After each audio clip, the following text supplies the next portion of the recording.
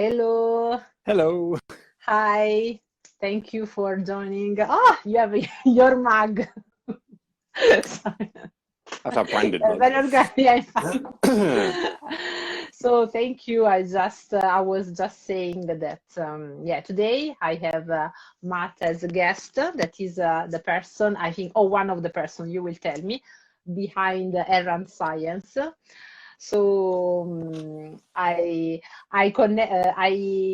asked you to join me in this coffee chat because I getting a lot into science communication through socials, and I think that your profile is it's the only one comic related, that I always find very focused, like on the aspects of laboratory life. It's like it's always the right, like the right scene, the right, the thing that I thought about. And so I would like to know a better you, what was your idea, how it started. So first of all, where are you based? What do you do in besides ErrantScience? Wow. Okay. So there's like 9 questions in there. So I will try and answer. I'll try and answer this.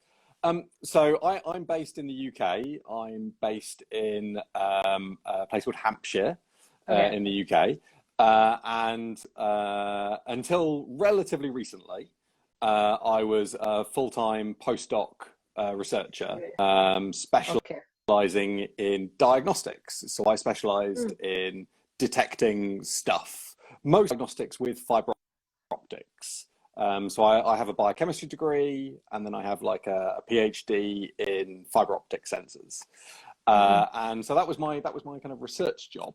And then beginning of last year, about 2 months before some big world event happened, I decided to take a couple of years sabbatical from doing research, and I do some contract research for some people. I help people out with some consultation on diagnostics, and I do ErrantScience almost full time. So I do the comics and the blog, and we produce science communication content for people. That's currently my full-time job.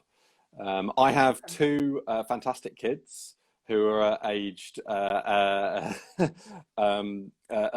and 7, and they take up quite a lot of time. So that's why I can only really do cartoons or research. I couldn't do both, so I decided to take a couple of years out and enjoy just drawing silly cartoons for people like yourself on the internet. So.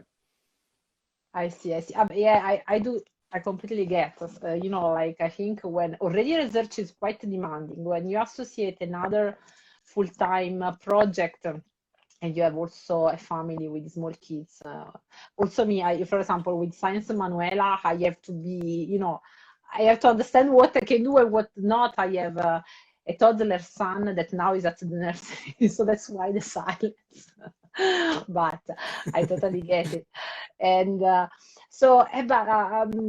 basically, I mean, I saw that you have a website. You have you recently launched the Kickstarter project. I have to admit that I did not manage to get the mug, but because this is always, I don't want to blame my That son, but it's always like something that I was like clicking, leaving the window open. I should find the login details for Kickstarter, but in the moment that I was getting home, I was forgetting. So next time I have to have the Kickstarter login details for my account ready to do it, because I saw also that you will do in Italian as well, actually. I saw on your Yes, website. well, I can explain the Italian separately, because that's with another group who helps us out with that. So I have to make sure I kind of name drop them.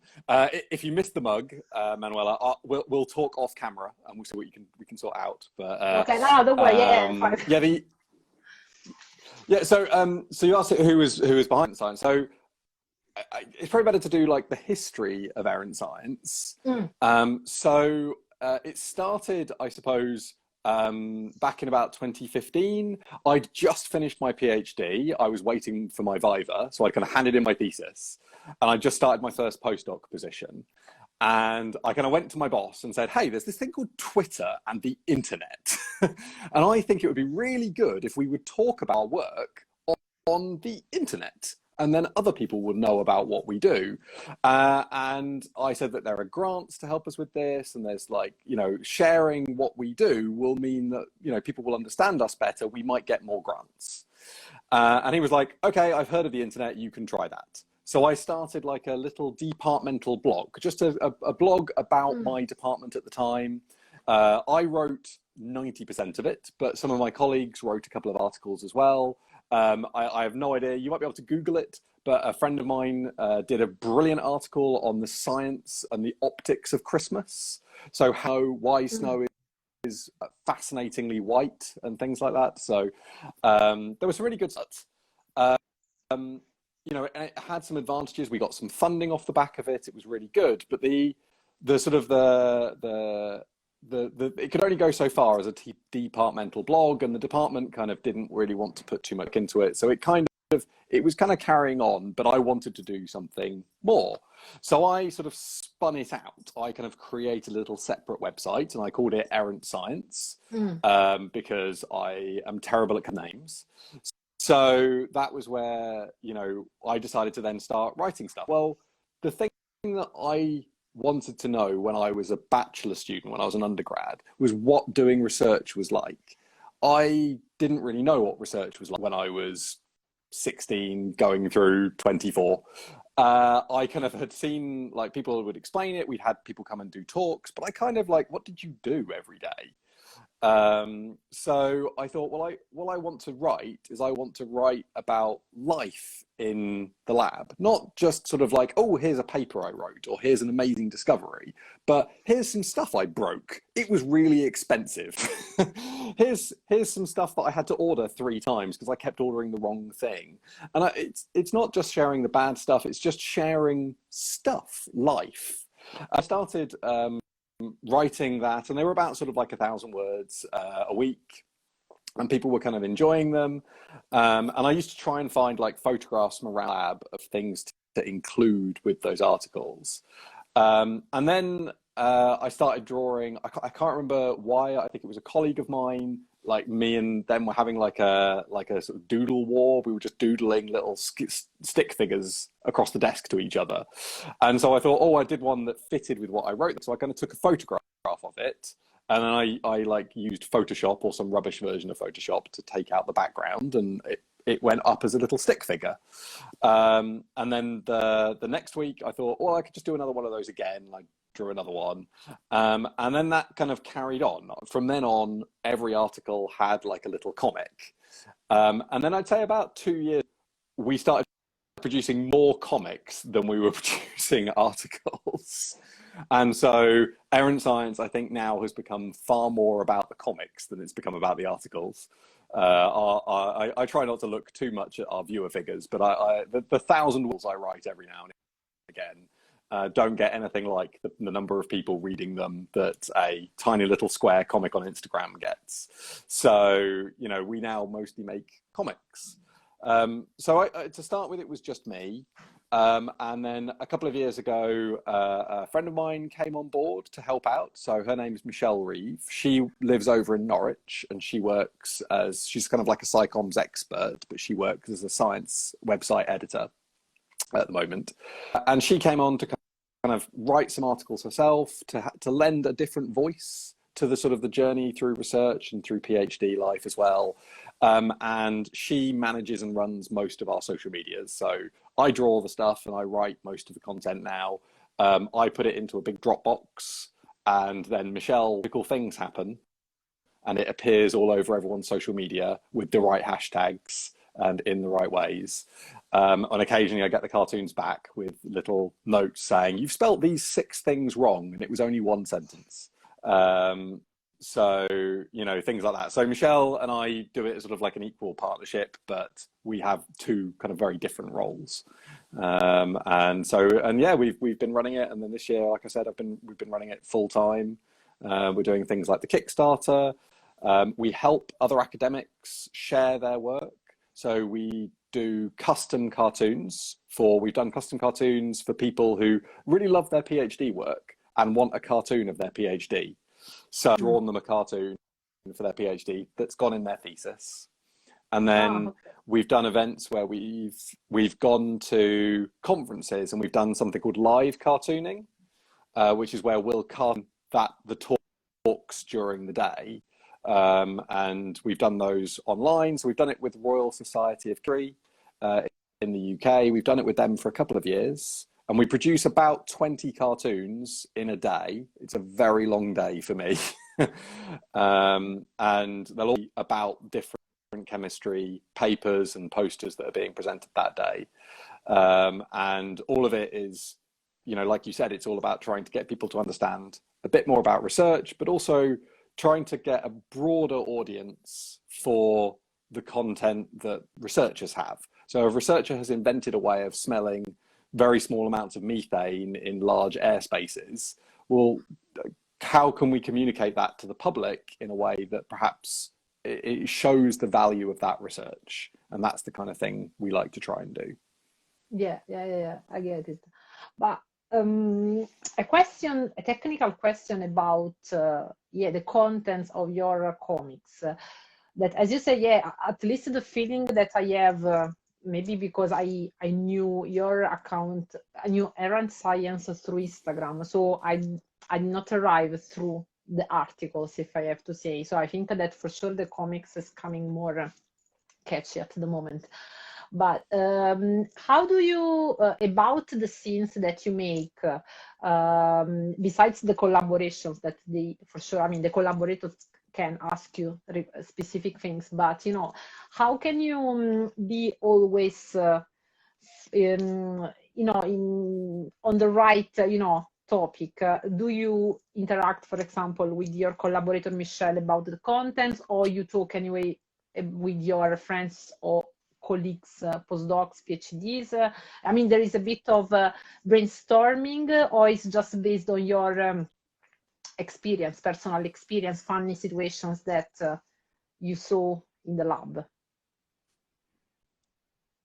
So it's a real, sometimes there's something that we know is coming up and we want to make sure we've got a comic that fits it. So mental health was a few months ago, and we knew that Mental Health Week was coming, so we made sure we prepared some comics that were supporting mental health and people seeking support and things like that within research, because we wanted to make sure that we were showing that kind of content that week, so it kind of fit with the kind of what people were going to be talking about.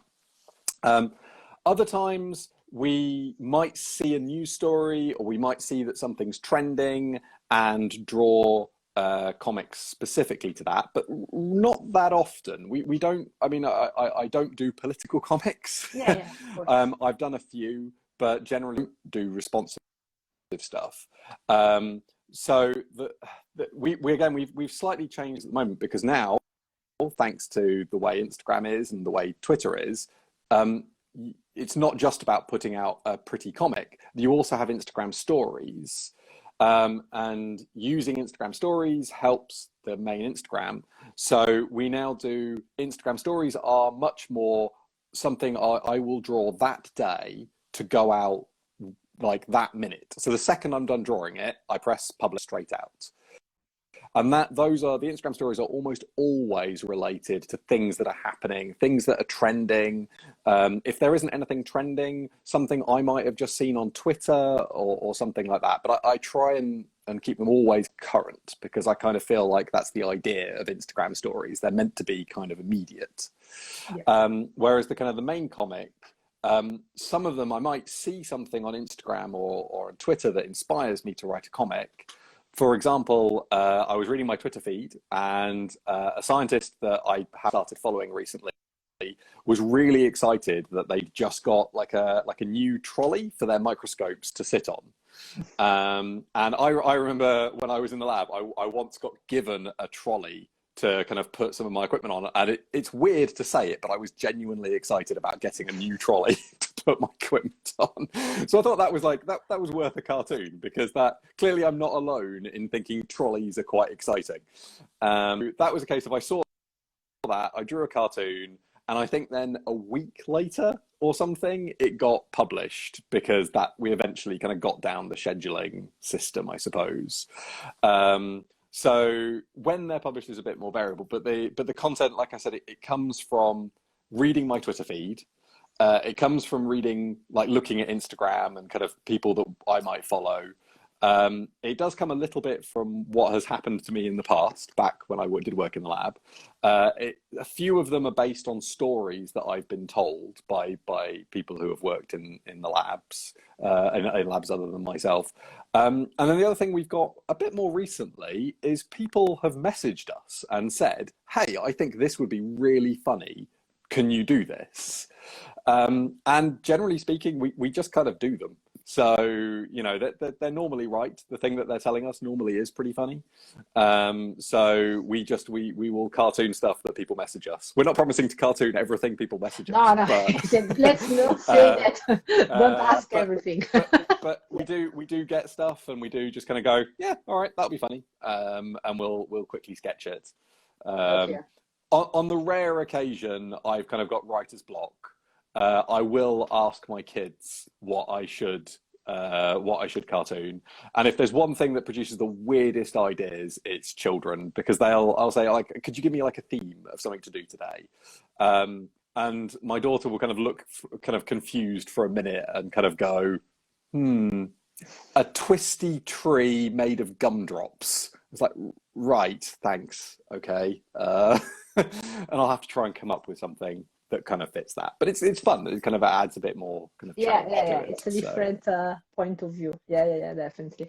No, Very yeah, much I was that's, as I said, because at least I often see them very fitting with my experience every day. So in fact, I have to say, in the last months, I was, I think, sharing on my stories. I don't want to say every day, but yeah.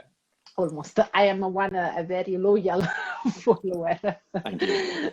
So, just, you know, like, how do you get, I'm curious to know, how do you get also these collaborations? I mean, do you get in touch, or you got, I imagine you get also noticed through your Twitter or Instagram account, but is there also cases where you, for example, get in touch when there, you know that there is I don't know, a conference meeting, I don't know, how to really, you know, how come out with the collaboration in this case?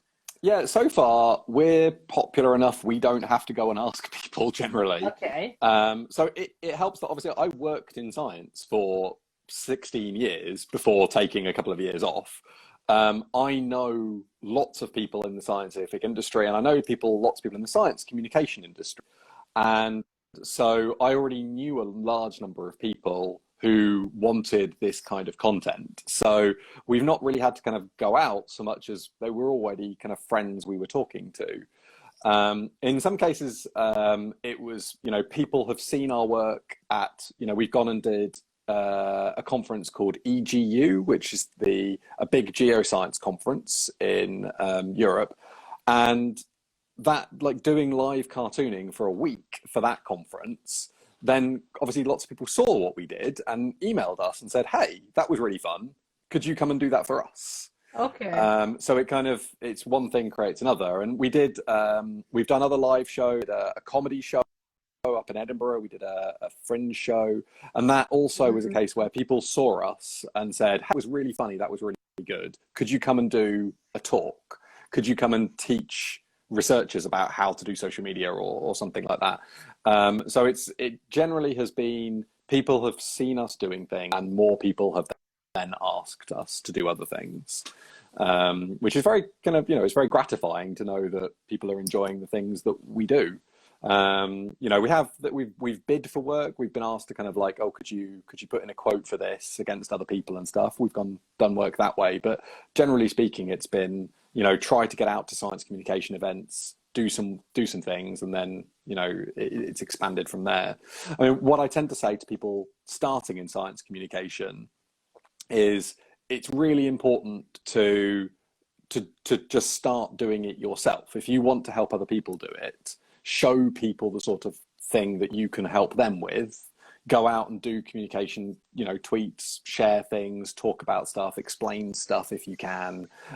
Go do things like schools talks. They're really good at sort of training you for how to explain things. So that's, you know, what I tend to tell other people when they're starting out. But yeah, we've been very fortunate that we've been doing this a very long time now.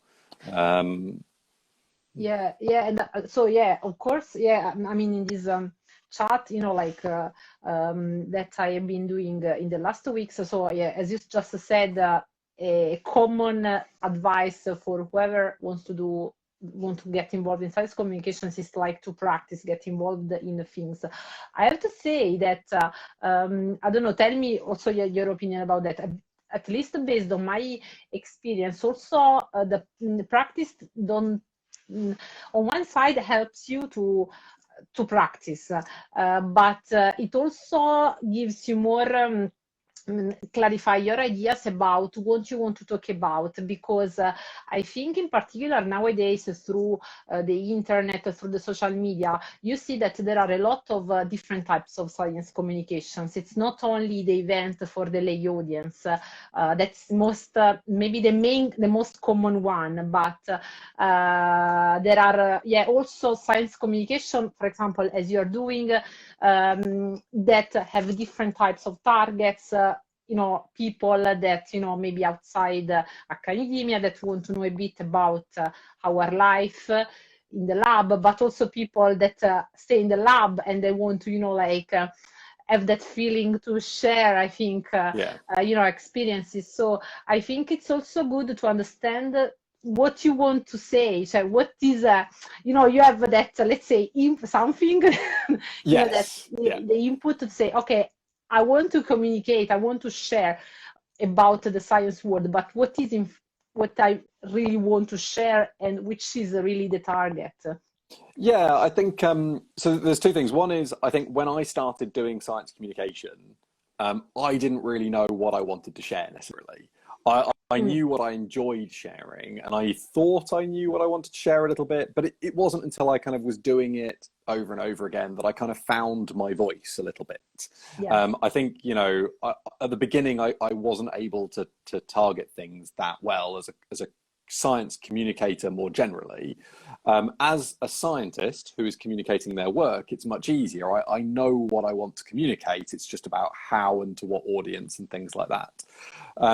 It's interesting you're going to talk about targets and audiences, because I think in the years that we've been doing this, something that's changed a lot for the better is, if you're looking for grants and money to do science communication and to do outreach, the two things that people are very hot on you demonstrating are who is your audience, and what are the outcomes of what you're going to tell them.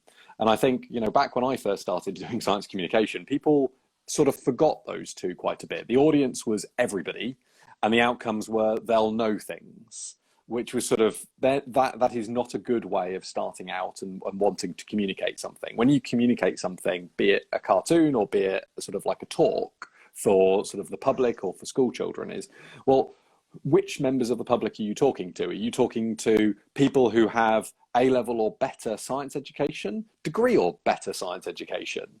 You know, what group of the general public are you talking to? And then what is it that you want them to know about what you're sharing? So I used to work at fibre optics, and I'm really quite happy if the thing that they took away from some of my work was knowing that they were used for more things than the internet, that they were used for things like cancer sensors, they were used for things like listening to whales under the ocean, they were used for leak detection in pipes. You know, and if people could go away from my talks knowing that fiber optics were used for other uses, that was a good learning outcome. And I think if you're doing like a cartoon where you're trying to get a message across about a piece of work, what is that you can't explain your entire chemical synthesis, but you can probably get across to people what the important unique bit about your chemical synthesis is. So focus on that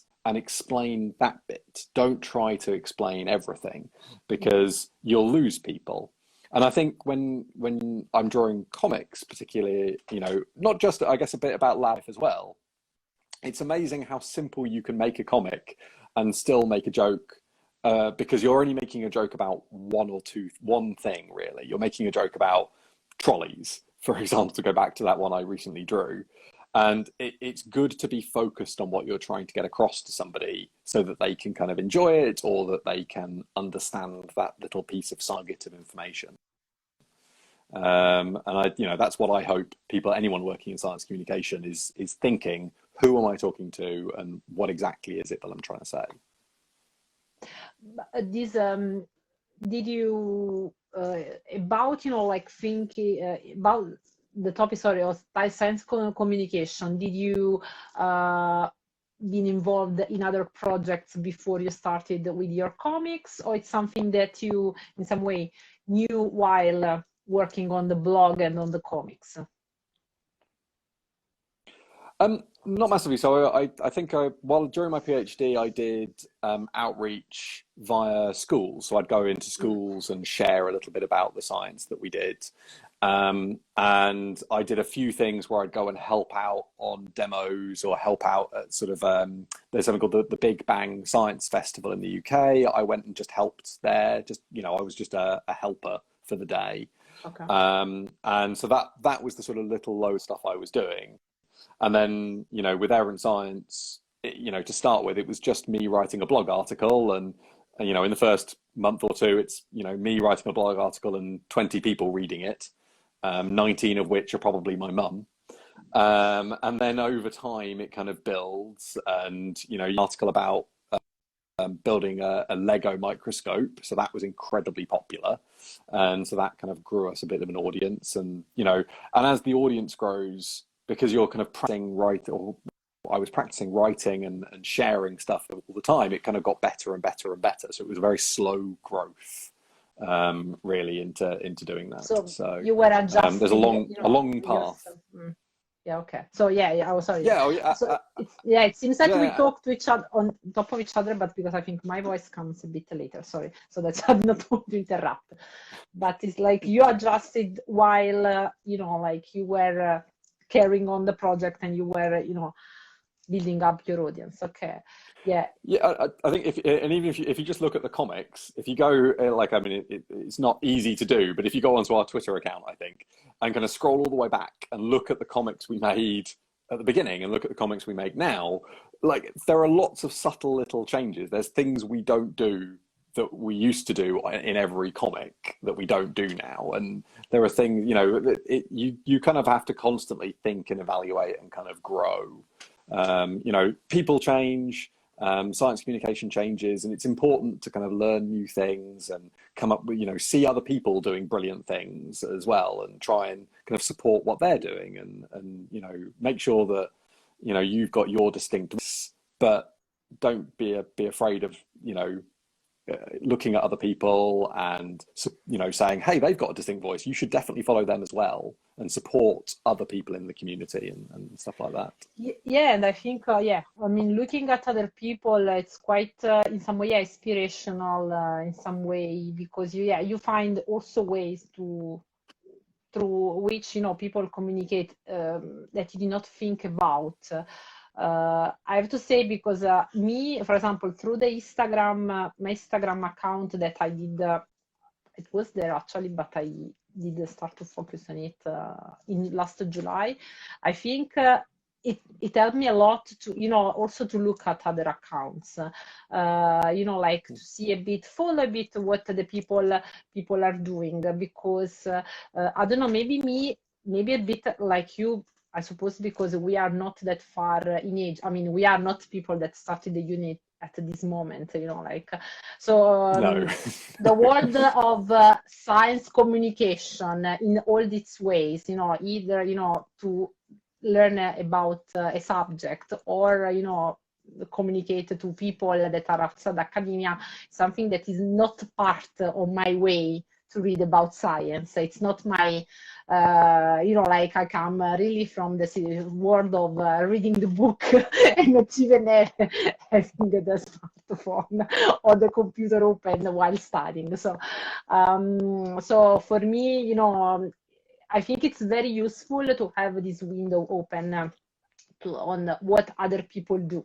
And this clarifies, as I said, I think the ideas when you want to talk about something, you know, of course, in within the field of science.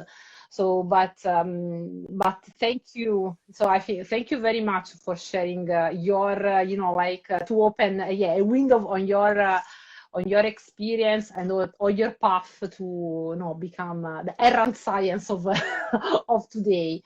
And thank you very much, yeah, for sharing anyway your comics every day. Really, so That's quite okay. yeah, so I mean, yeah, for whoever did not manage to, I mean, if you want to share the news about this chat, you know, like this, I will upload right now. So for whoever just you know, saw the chat, I will upload on IGTV and on my YouTube channel. So in this way, and if I will get some questions for you, I will forward to you. Thank you very much. And for next Kickstarter, I will be ready because I really wanted, because when I saw, I said I want, well, I want the mug, but I'm very slow when I have little things to add. And that's okay. Well, thanks so much for having me. I can reveal like exclusively that the next Kickstarter will be a book. So we've had a lot of requests for a book, a little compendium. So that will be our next Kickstarter. So do look out. It will be a little while because we've got to deal with the one we've just finished. So, but we will be doing another one. And yeah, it's been really, really good talking to you today. Thanks for having me on. Okay, thank you very much, and have a great day, and good luck with your ErrantScience project. Bye, and thank you to everyone that joined. Bye, guys.